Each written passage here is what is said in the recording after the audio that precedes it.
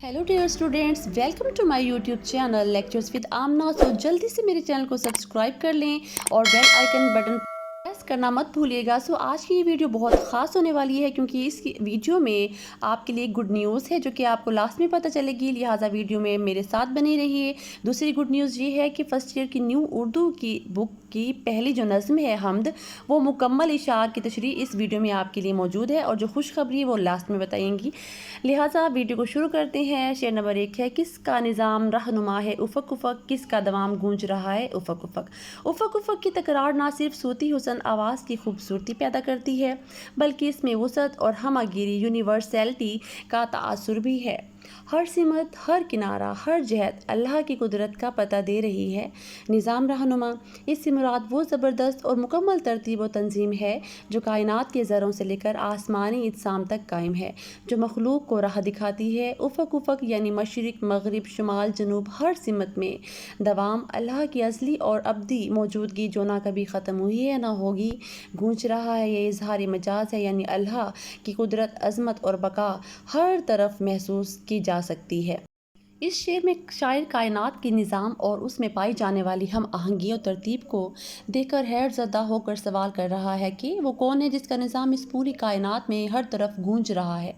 वो कौन है जिसका दवाम हमेश की अब्दियत हर तरफ गूंज रहा है, यानी हर सिमत में उसके वजूद, ताकत और बका की गवाही मिल रही है।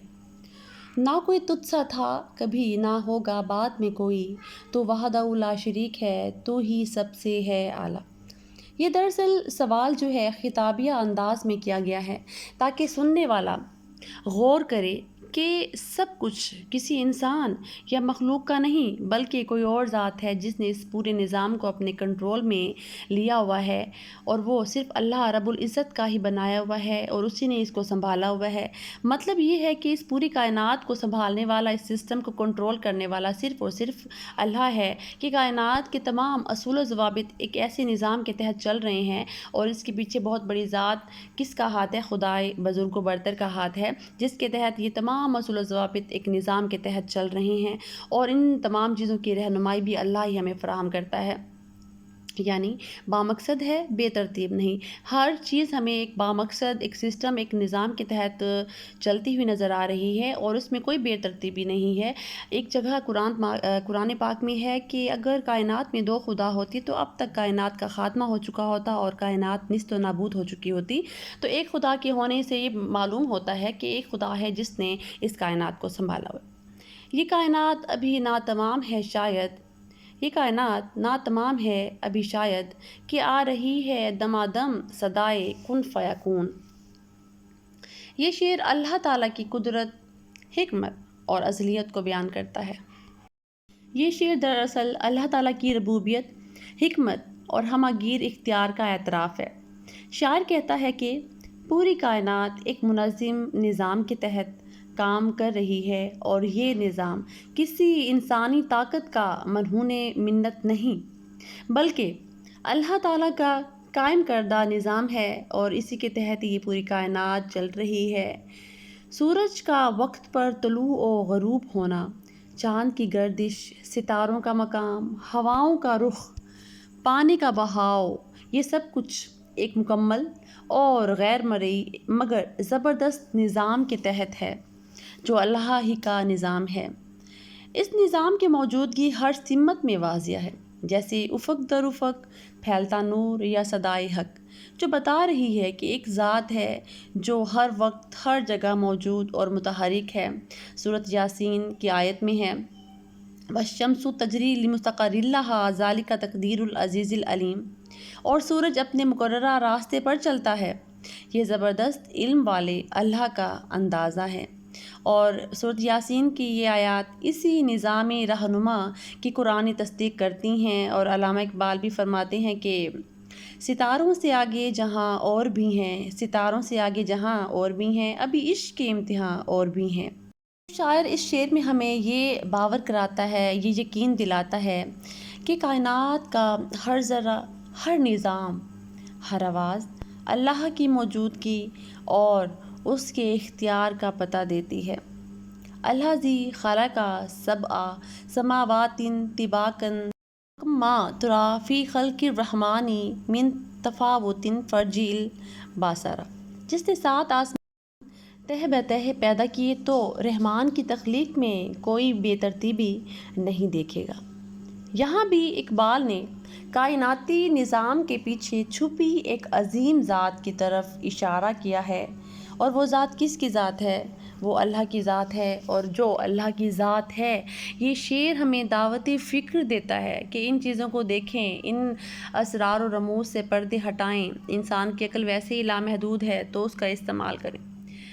تو یہ شعر ہمیں دعوت فکر دیتا ہے کہ ہم کائنات کے نظم و ضبط کو صرف ایک سائنسی عمل نہ سمجھیں کہ مطلب سورج طلوع ہو رہا ہے اور زمین کے گرد مطلب چکر لگا رہی ہے زمین سورج کے گرد، تو یہ سائنسی عمل صرف نہیں ہے، اس کے پیچھے خدا کا ہاتھ ہے اور خدا بہت حکمت والا ہے، بلکہ اس کے پیچھے کار فرما اللہ تعالیٰ کی حکمت، قدرت اور بقا کو پہچانیں۔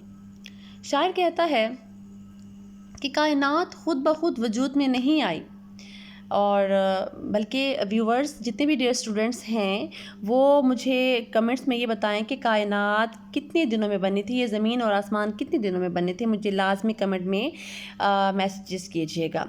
بلکہ اسے بنانے اور چلانے والا ایک عظیم خالق ہے۔ اللہ تعالیٰ کا نظام، اس کی قدرت اور اس کی ہمیشگی ہر طرف گونج رہی ہے، بس سننے اور دیکھنے والی آنکھ اور دل چاہیے۔ شعر نمبر 2 ہے۔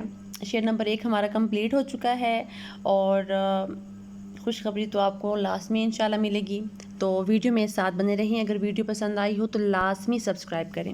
شان جلال کس کی عیاں ہے افق افق، رنگ جمال کس کا جمع ہے افق افق۔ شان جلال کس کی عیاں ہے جبل جبل، جبل یعنی کہ پہاڑ۔ یہاں شاعر پہاڑوں، جبل کی ہیبت، عظمت اور جلال کو دیکھ کر سوال کرتا ہے کہ یہ جلال کس ذات کا پرتو ہے، یعنی کہ کس کا عکس ہے۔ ہر پہاڑ اللہ تعالیٰ کے جلال، عظمت اور کبریائی یعنی کہ بڑائی کی نشانی ہے۔ جبل جبل کا مطلب ہے ہر پہاڑ پر اس کی شان نمایاں ہے۔ رنگ جمال کس کا جمع ہے افق افق۔ اس مصرعے میں شاعر آسمان کے کناروں افق افق پر پھیلے ہوئے حسین مناظر، رنگ، روشنی اور دلکشی کو دیکھ کر کہتا ہے کہ یہ حسن و جمال کس ذات کا مظہر ہے، کس کا عکس ہے۔ ہر افق پر اللہ تعالیٰ کی صنائی، ان کے بناوٹ اور حسن بکھرا ہوا ہے۔ تو یہ اشعار خالق کائنات کی حمد و ثنا میں بیان کی گئے ہیں، کیونکہ اللہ تعالیٰ کسی بھی تعریف سے عاری نہیں ہے، جس میں قدرتی مناظر، پہاڑ، آسمان، افق۔ سورۃ الحشر میں ہے هو اللہ الخالق الباری المصور لہ الاسماء الحسنی یسبح لہ ما فی السماوات والارض وہو العزیز الحکیم۔ ترجمہ ہے وہی اللہ ہے پیدا کرنے والا، بنانے والا، صورت دینے والا، سب اچھے نام اسی کے ہیں۔ جو کچھ آسمانوں اور زمین میں ہے وہ اس کی تسبیح کرتے ہیں، اور وہی غالب حکمت والا ہے۔ قدرت کے کارخانے میں کوئی کمی نہیں، سب کچھ ہے تیری رحمت کا پرتو تو ہے۔ حضرت عبداللہ بن مسعود سے روایت ہے، جبل احد وہ پہاڑ ہے جس سے ہم محبت کرتے ہیں اور وہ ہم سے محبت کرتا ہے۔ جبل احد جہاں پر حضور پاک صلی اللہ علیہ وآلہ وسلم کے دانت مبارک شہید ہوئے تھے۔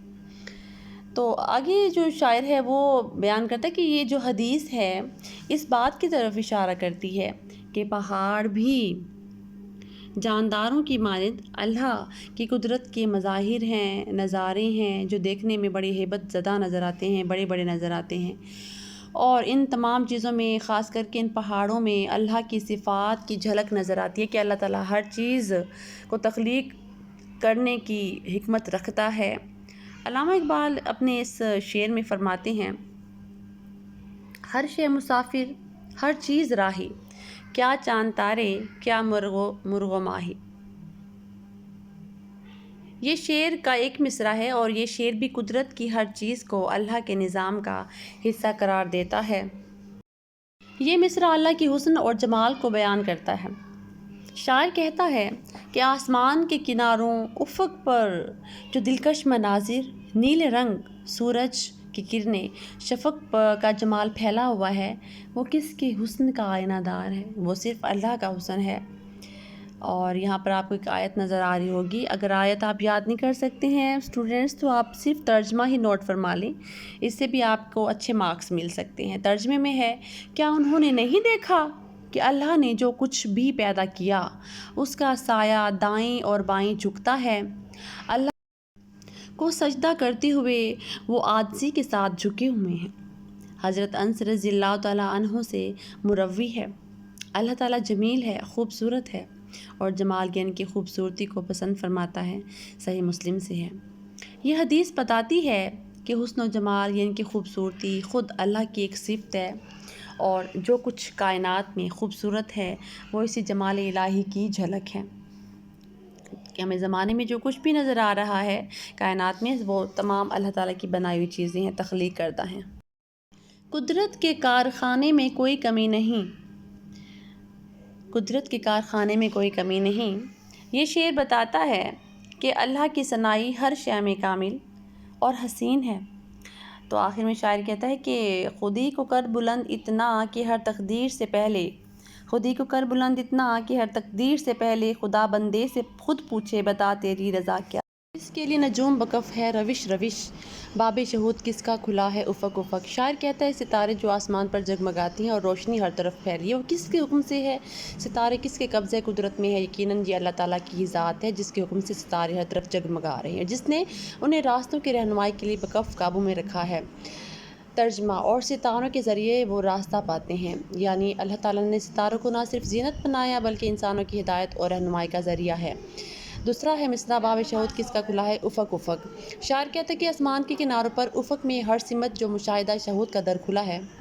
معرفت, وجدان اور حقیقت کے دروازے وہ کس کی طرف سے کھلے ہیں؟ یہ اللہ ہی ہے جس نے اپنی قدرت کی نشانیاں ہر جانب پھیلا دی ہیں کہ انسان شہود مشاہدہ حقیقت کے ذریعے اسے پہچان سکے.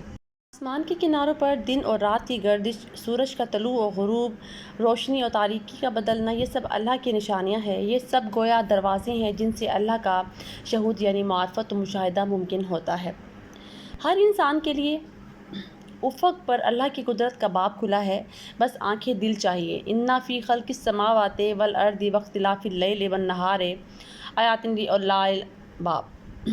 یقیناً آسمانوں اور زمین کی پیدائش میں اور رات دن کے بدلنے میں عقل والوں کے لیے نشانیاں ہیں.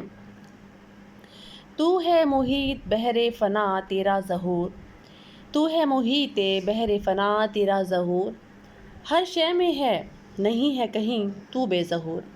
مفہوم, اللہ تعالیٰ کی قدرت ہر جگہ موجود ہے مگر ہر آنکھ اسے پہچان نہیں سکتی. باب شہود صرف بیدار دلوں پر ہی کھلتا ہے.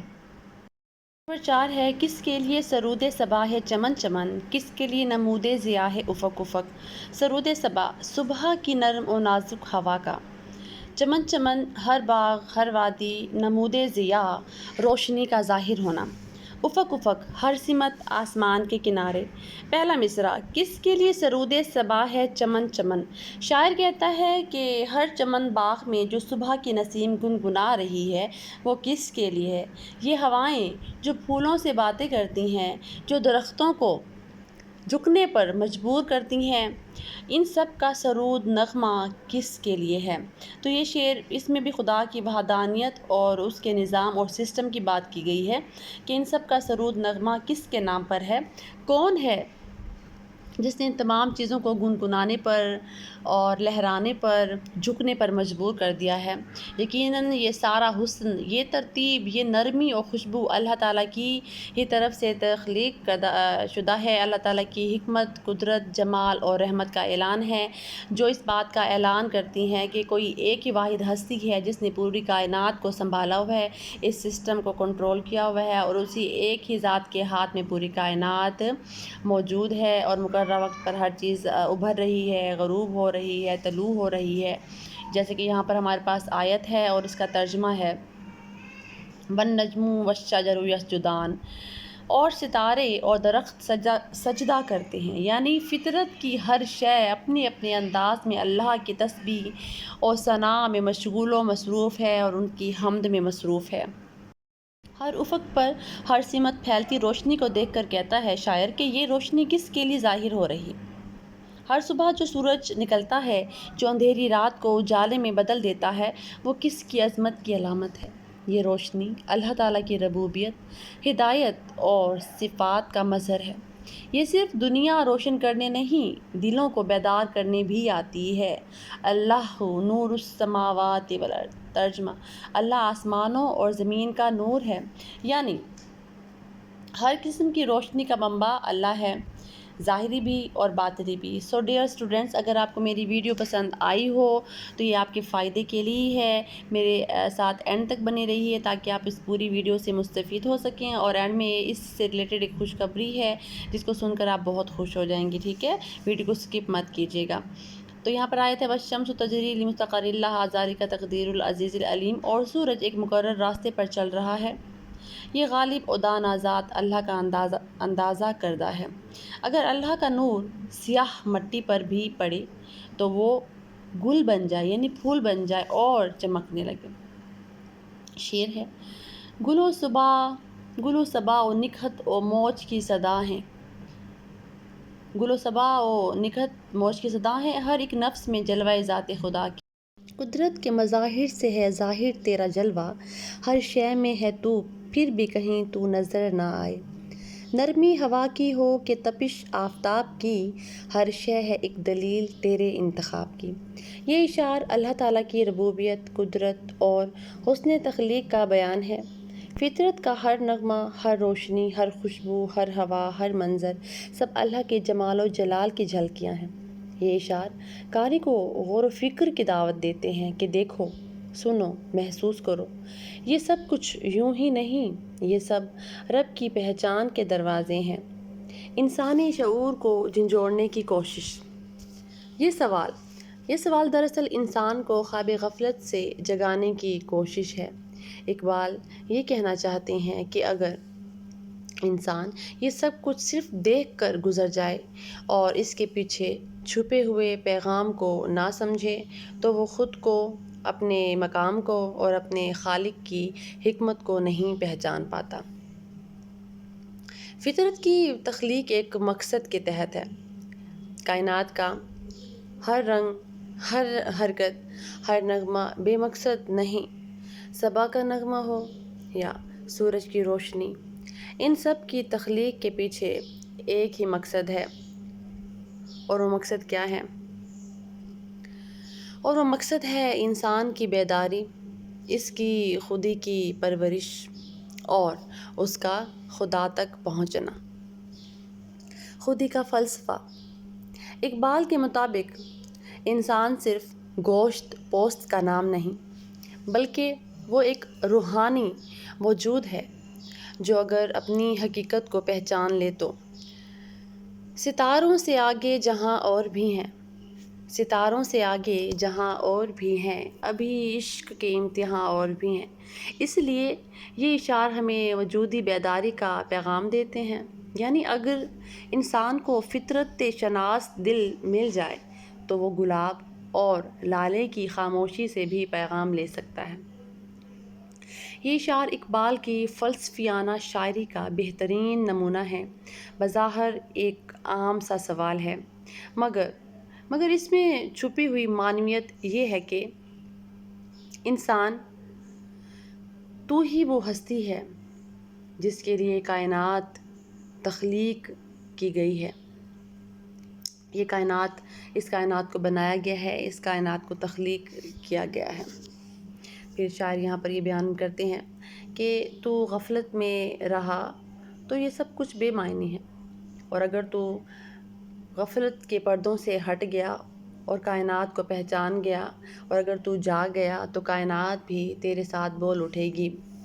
اگر تو کائنات کے راز و رموز کو پہچانے گا تو خدا کے قریب ہو جائے گا، اور خدا کو قریب کرنا ہے تو ان تمام چیزوں کو سمجھنا ہے۔ شعر ہے: مختوم کس کی موج کرم ہے صدف صدف، مختوم کس کی موج کرم ہے صدف صدف، مرقوم کس کا حرف وفا ہے افق افق۔ تو اس شعر کی تشریح ہے: یہ مصرع اللہ تعالیٰ کی چھپی ہوئی مختوم رحمتوں اور کرم کی نعمتوں کا ذکر کر رہا ہے۔ موج کرم یعنی رحمت کی لہریں ہر صدف میں موجود ہیں۔ رحمت کی لہریں ہر صدف میں موجود۔ صدف یہاں استعارہ ہے مخلوق، دل یا کائنات کے ہر گوشے کے لیے، یعنی اللہ تعالیٰ کی عطائیں ایسی ہیں کہ ہر ذرے، ہر وجود، ہر دل کے اندر اس کی کرم نوازی چھپی ہوئی ہے، چاہے وہ ہمیں نظر آئے یا نہ آئے۔ قرآن میں ارشاد باری تعالیٰ ہے وَإِن تَعُدُّوا نِعْمَتَ اللَّهِ مَا تُحْصُوهَا، سورۃ نحل کی آیت نمبر 18 ہے۔ ترجمہ ہے اگر تم اللہ کی نعمتوں کو شمار کرنا چاہو تو شمار نہیں کر سکتے۔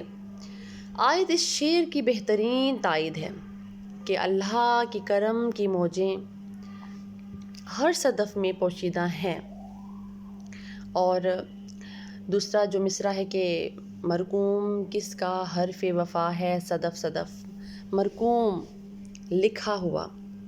یہاں پر شاعر یہ کہہ رہے کہ وفا کا جو حرف ہے صداقت، استقامت اور محبت کی علامت ہے، وہ ہر صدف پر لکھا ہوا ہے۔ یہ اللہ تعالیٰ کی صفت وفاداری کی طرف اشارہ ہے کہ اس کی محبت اور وعدہ وفا کرنے والی ہر ذات ہر دل میں نقش ہے۔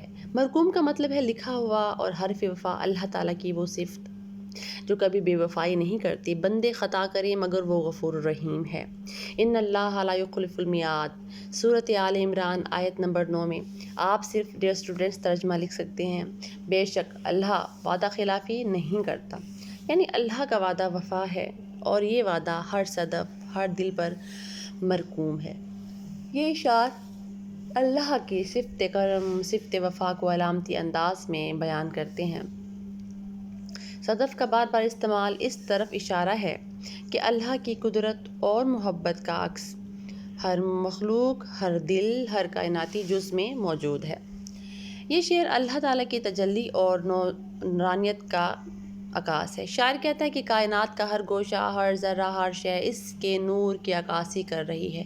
یہ تصور قرآن کی سورۃ النور میں موجود ہے کہ اللہ نور السماوات والارض سے ہم آہنگ ہے۔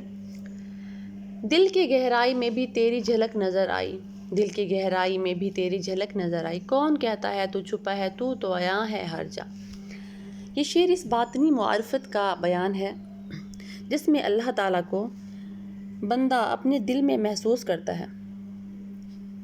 شاعر ایک روحانی سوال کرتا ہے کہ لوگ اللہ کو چھپا ہوا سمجھتے ہیں، حالانکہ وہ ہر جگہ موجود ہے، بس اسے دل کی آنکھ سے دیکھنے کی ضرورت ہے۔ یہ صوفیانہ فکر کے قریب ہے جو کہتی ہے من تو شدم تو من شدی، لب پر جو بھی صدا ہے وہ تو تیرا ہی نام ہے، لب پر جو بھی صدا ہے وہ تیرا ہی نام ہے، ہر دل کی دھڑکنوں میں فقط تیرا کلام ہے۔ اللہ کی یاد اتنی گہری ہو جاتی ہے کہ بندے کی ہر صدا، ہر سانس، ہر دھڑکن میں وہی وابستہ ہے، اور خالق کا ذکر بندے کی فطرت کا حصہ بن جاتا ہے۔ یہ ذکر الہی کی اہمیت کو نمایاں کرتا ہے۔ بندے کی لغزشوں پہ جو پردہ پڑا رہا وہ تیری بے حساب کرم نوازی تھی۔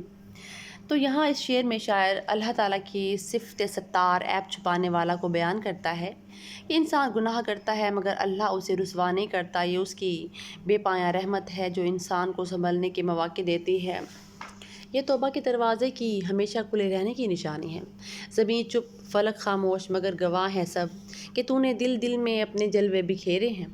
کائنات بظاہر خاموش ہے مگر ہر شے اللہ کے وجود کی گواہی دیتی ہے۔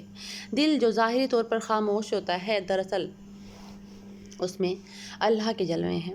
یہ توحید کی گواہی کا شعر ہے جو خاموش شہادت کی بات کرتا ہے۔ کسی صدف میں چھپا موتی اگر چمکتا ہے، کسی صدف میں چھپا موتی اگر چمکتا ہے تو اس میں تیری رحمت کا کوئی راز ہوتا ہے۔ یہ شعر صدف اور موتی کے استعارے سے اللہ کی رحمت کو ظاہر کرتا ہے۔ کسی بھی خوبی، ہنر، علم یا روشنی کا جوہر ہو وہ اللہ کی رحمت سے نکلتا ہے۔ صدف، دل میں چھپا ہوا موتی، نور یا علم اس کی طرف سے ایک عطیہ ہے۔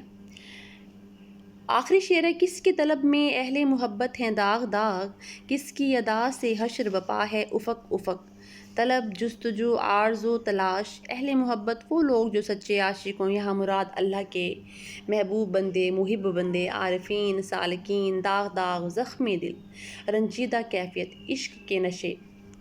یہ شعر اللہ تعالیٰ کی محبت اور اس کی تلاش کی شدت کو بیان کرتا ہے۔ شاعر پوچھتا ہے کہ وہ کون ذات ہے جس کی طلب نے اہل دل کو داغ داغ کر دیا، یعنی ان کے دل زخموں سے بھر گئے، ساری زندگی اسی کے تلاش میں گزری مگر انہیں قرار نہ ملا۔ یہاں داغ داغ ہونے کا مفہوم عشق الہی کے سفر میں درپیش صعوبتوں سے ہے۔ جیسے اللہ کی محبت بندے کو چین نہیں لینے دیتی، وہ ہر لمحہ اس کی قربت کا طالب رہتا ہے۔ یہی طلب، یہی بے قراری حقیقی عشق الہی کی علامت ہے۔ وَالَّذِينَ آمَنُوا أَشَدُّ حُبًّا لِلَّهِ سورۃ البقرہ کی آیت نمبر 165 میں ہے، اور اس کا ترجمہ کچھ یوں ہے کہ اور جو ایمان لائے وہ سب سے زیادہ اللہ سے محبت کرتے ہیں۔ تو دوسرا مصرع ہے کہ کس کی ادا سے حشر بپا ہے افق افق، ادا، انداز، جلوہ شان، حشر بپا قیامت برپا، حیرت و ہیبت طاری۔ افق آسمان کی سمت کائنات کے کنارے چاروں، یعنی شاعر یہاں سوال اٹھا رہا ہے کہ وہ کون ہے جس کے ایک جلوے، ایک انداز، ایک اشارے سے کائنات کی ہر سمت میں ایک حشر کی کیفیت طاری ہے۔ یہ شعر صرف قیامت کی نہیں بلکہ روحانی ہیبت، جلال اور جمال کی وہ شدت ہے جو اللہ کی جلوہ گری سے پیدا ہوتی ہے۔ افق افق کا مطلب ہے کہ اللہ کی شان، اللہ کی ادا صرف ایک جگہ یا ایک قوم تک محدود نہیں بلکہ پوری کائنات میں اس کی قدرت، جمال اور ہیبت کے آثار پھیلے ہوئے ہیں۔ ہر افق پر اس کی نشانی نظر آتی ہے۔ یہ سب اللہ کی ادا ہیں جنہیں دیکھ کر حشر سا سما بن جاتا ہے، حیرت، خوف اور محبت کی ملی جلی کیفیت۔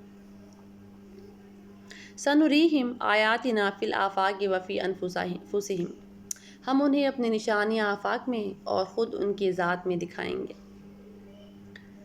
اور طلب اللہ کی ہے جس کی خاطر بندے ریاضت کرتے ہیں، دل جلتے ہیں، روح تڑپتی ہے۔ ادا اللہ کی وہ شان ہے جو ہر افق، ہر حشر بپا کرتی ہے۔ سورج، چاند، پہاڑ، دریا، ہوائیں، دل، آنکھ سب اس کے جلوے سے معمور ہیں۔ پہلا شعر عشق الہی کے باطن کی بات کرتا ہے، یعنی دل کا سوز، جگر کی تپش، راتوں کا گریا۔ دوسرا شعر ذات حق کے جلووں کی خارجی تجلی ہے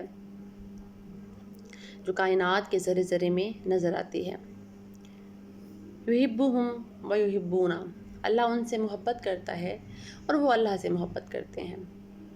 دوسری آیت ہے فَإِنَّمَا تُوَلُّوا فَثَمَّ وَجْهُ اللَّهِ اور اس کا ترجمہ کچھ یوں ہے کہ جدھر بھی تم رخ کرو وہاں اللہ کا چہرہ ہے، جدھر بھی تم رخ کرو وہاں اللہ کا چہرہ ہے، کہ اللہ تعالیٰ کائنات کے ہر گوشے میں نظر آ رہا ہے، اللہ کی تجلیاں ہیں، اور یہ حشر بپا ہے جو خوبصورتیاں ہمیں نظر آ رہی ہیں وہ اللہ تعالیٰ کی تخلیق شدہ ہے۔ یہ دونوں اشعار ہمیں بتاتے ہیں کہ اللہ وہ ذات ہے جس کی طلب دلوں کو جلا دیتی ہے اور